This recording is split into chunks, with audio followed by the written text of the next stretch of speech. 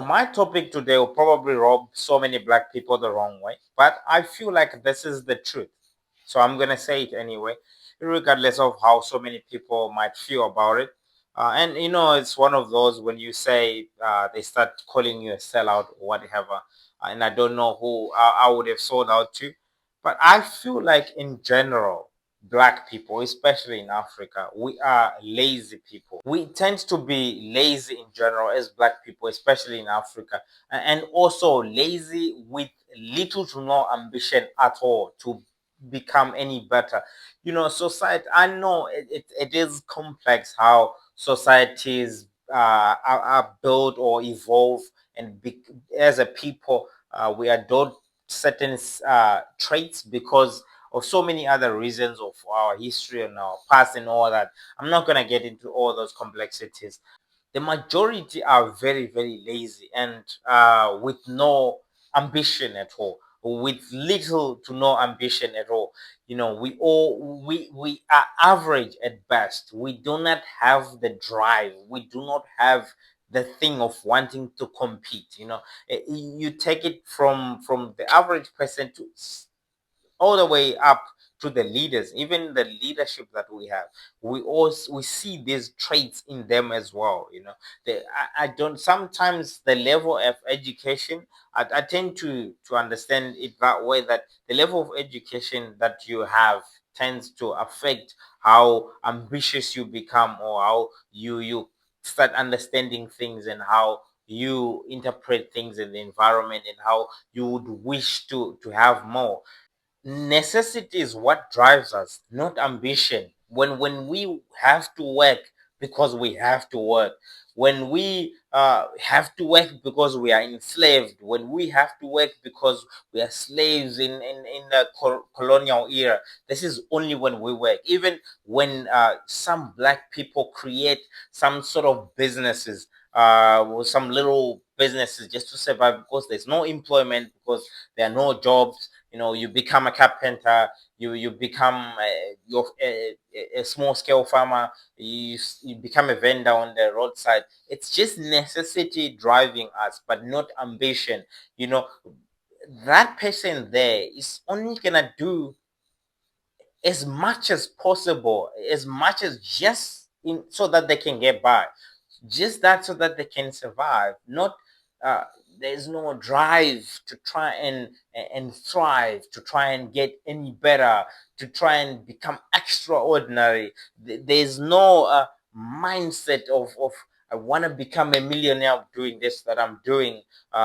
Yes, I'm starting here as a carpenter, but how can I take this thing further? No, it's just this small little scale of me making cupboards, whatever that is gonna naturally grow over the years to uh, maybe I was making 10 cupboards and selling two a month. Now I can sell 10 in a month after 10 years.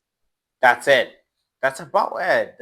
There's no drive to become any better beyond what necessity requires. If you go to India, if you wanna define Indians, it's definitely not. I'm saying everybody can just be blanketed in one covered on one blanket and painted with the same brush. But I'm saying, look, you can kind of have a general sense. If I ask you, what do you know about Indians? You're gonna say something that pretty much everybody might agree with, and say, yeah, in general, Indians tend to behave this way. If you go to China, if we all know about the Chinese, even if when they come here to Africa, when they're doing projects, when they are building, when they are doing, all those projects that they bring to Africa, and when they're building those projects themselves, when they have their own men doing the work, we know how hard those little things work. They work hard. Chinese are known. They're just the best hard workers of all time. If I ask you about white people, Americans, you would know they tend to be people who like risk, taking risks, doing shit that are risky. We always have these fun sayings that going for all these activities, rock climbing, and all that stuff is for white people because they like the adrenaline rush. They want to do the risky stuff. That's who they are. But then that's why I can also say, okay, in general, black people are lazy, and lack of ambition. They have no ambition at all. They have no willingness to compete, especially on the African continent. Those who have lived in America or in Western countries, they would have adopted some of those traits that are, because remember they are the minority in that community, or in that society. The white people that are in that society uh, have a certain traits and certain behaviors that black people would sometimes get to adopt and become hard workers and aspire to be great. But on the African continent in general, black people tend to be extremely lazy.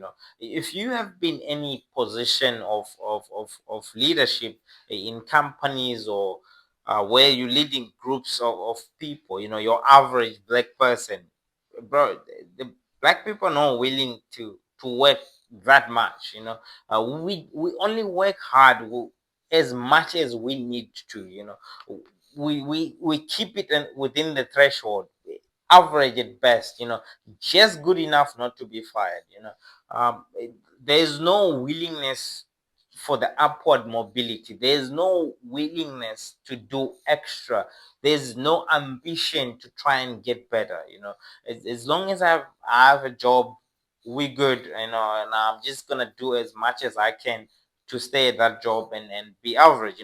There is a select few which tend to push hard, who are conscious and maybe a little bit or more educated and very ambitious. But the average black person is ain't willing to work hard. It- we differ in countries. Some countries are worse, some countries are better, but in general, black people are not willing to work. Black people are not ambitious people. We are average at best. Everything that we do, even with our leaders, the understanding that I ought to be in a position of leadership or senior position, so that I can work less, so that I can come a bit late, so that I can go home whenever I want, so that nobody has to tell me anything. But in actual sense, if you want to deliver or actually produce the results that you've been promoted to deliver, it's getting more responsibility simply means you're gonna work harder than everybody else. If you are actually serious about like giving the results that you've been promoted to give, it simply means you are the first person to be there first, and you're the last person to leave. But in black people's world, doesn't work like that. It works the opposite way.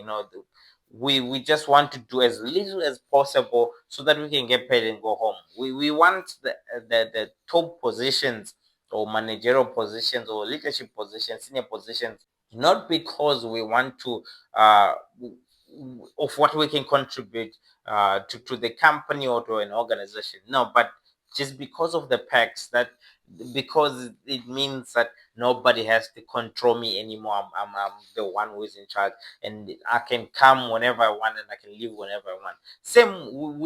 The same goes with those who become leaders in terms in the political space.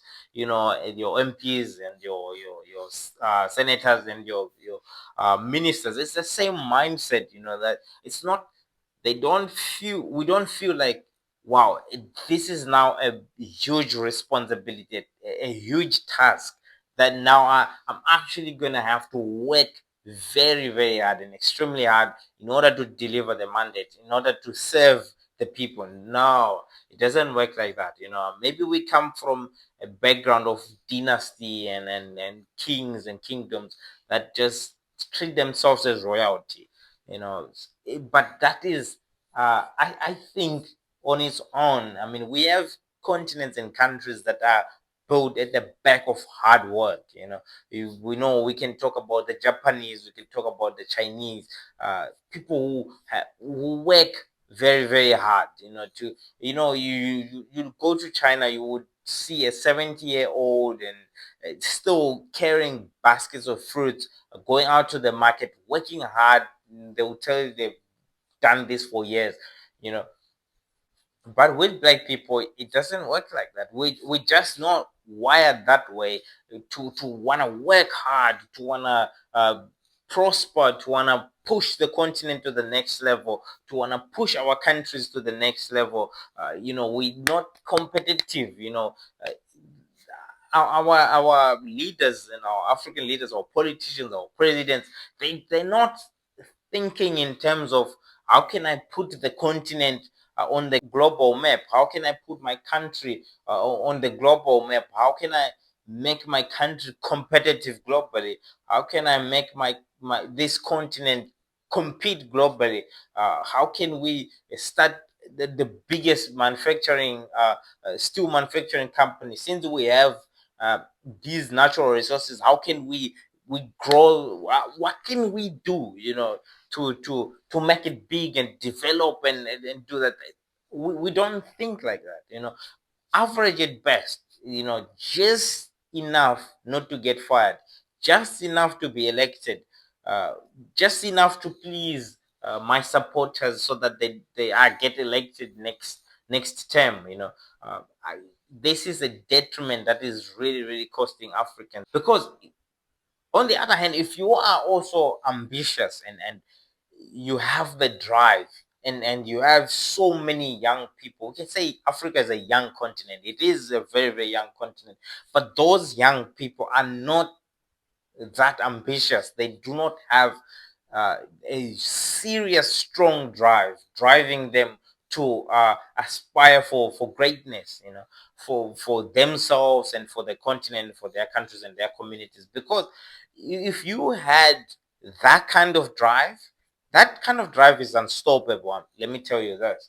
Even if you and I would agree that politics is costing us a fortune as black people.